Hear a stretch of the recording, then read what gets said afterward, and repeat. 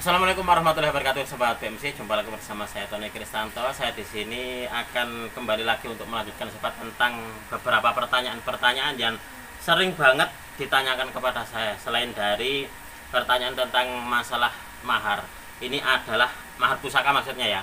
Ini adalah pertanyaan yang sangat sering sekali, yaitu pusaka apa yang cocok buat pemula, Mas Tony. Nah, ini nanti akan saya bahas sedikit, saya bahas sobat pusaka yang cocok buat pemula. Kalau untuk di panjenengan yang mau memahari pusaka gitu dari seorang penjual pusaka, bagi saya pribadi sobat, pusaka yang bagus adalah pusaka yang Anda saat pertama kali melihatnya itu Anda jatuh hati atau Anda sudah timbul rasa suka. Nah, itu adalah pusaka yang bagus kalau menurut saya. Dan juga kedua, Anda kuat memaharinya. Jangan sampai pusakanya bagus, wah ini bagus, ini cocok ini dengan saya, ternyata Anda tidak mampu untuk memaharinya. Nah, itu adalah sia-sia. Nah, itu kalau untuk saya tidak di dalam sebuah pemaharan sebuah pusaka, saya tidak tidak begitu rumit, dan saya tidak mau ribet, dan saya pun juga menyarankan kepada penonton-penonton saya ataupun juga pelanggan saya gitu. Tosan aji itu sebenarnya enggak serumit dan juga tidak seribet yang dibayangkan, dan juga tidak seseram yang dibayangkan sobat.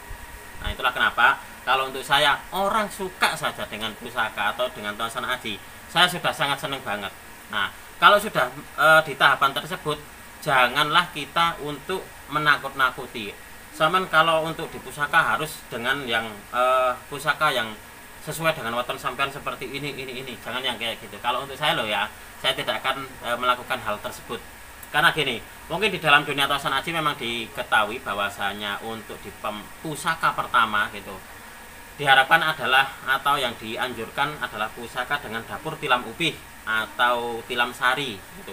Ada yang menyebut juga dengan brojol atau juga dengan jalak sangu tumpeng. Nah, kayak gitu. Kalau untuk saya sih nggak masalah, sah-sah saja sobat. Tapi ada juga gitu yang memahari pusaka kapan hari itu dari saya, Mas, untuk pusaka yang bagus buat saya itu pusaka apa?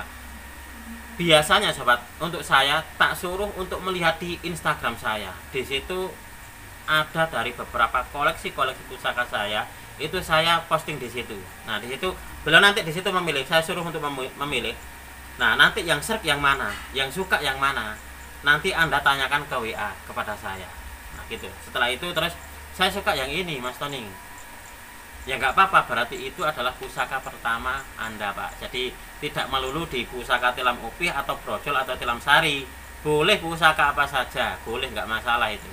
Jadi di sini saya juga ingin memberikan sebuah bahwasanya pusaka atau bergelut di dunia tosan aji, jangan mempersulit diri sendiri gitu sobat. Intinya gitu di situ.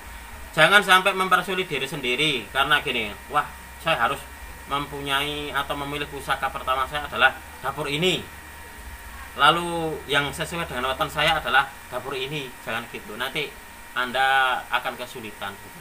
Karena kita sudah suka gitu, kita sudah suka ya, kita nggak masalah dapur apa saja, yang penting Anda suka dan Anda mampu untuk memaharinya. Karena saya gini, saya pun dulu nggak tahu kalau untuk di pusaka katanya untuk pusaka pertama adalah tilam upih. Saya memang nggak tahu waktu itu. Yang pusaka pertama kali saya tanyakan kepada penjualnya adalah pusaka tersebut bisa berdiri apa tidak.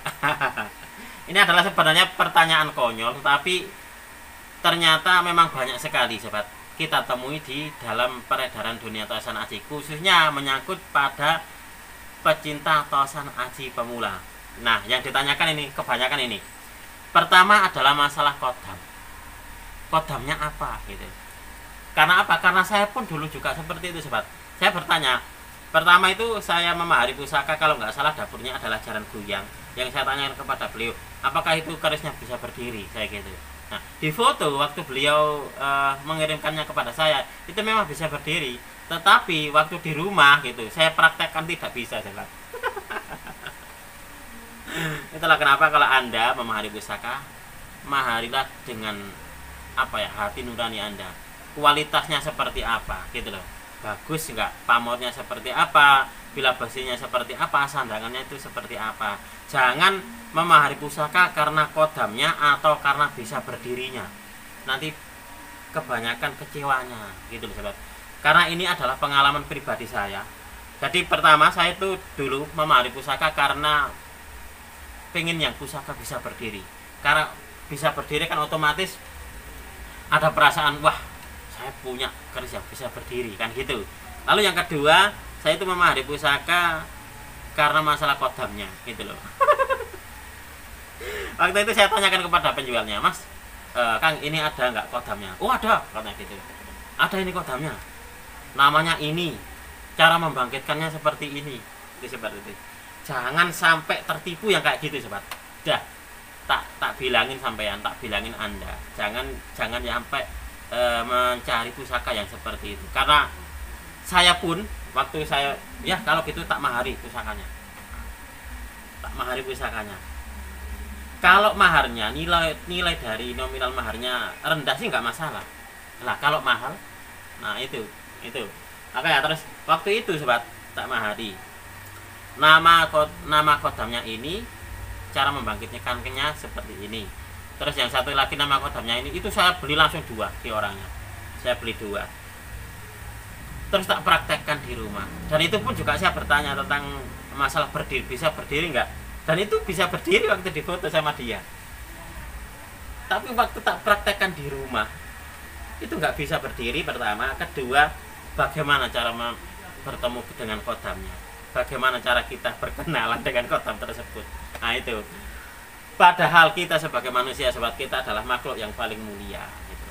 Kita makhluk yang paling mulia. Kalau berteman itu ya berteman dengan orang-orang yang sama-sama bagusnya. Jangan berteman dengan bangsa-bangsa yang seperti itulah. Kalau untuk saya loh ya, jangan yang kayak gitu. Nanti saya takutnya itu Anda terjerumus. Oke, kita lanjutkan lagi.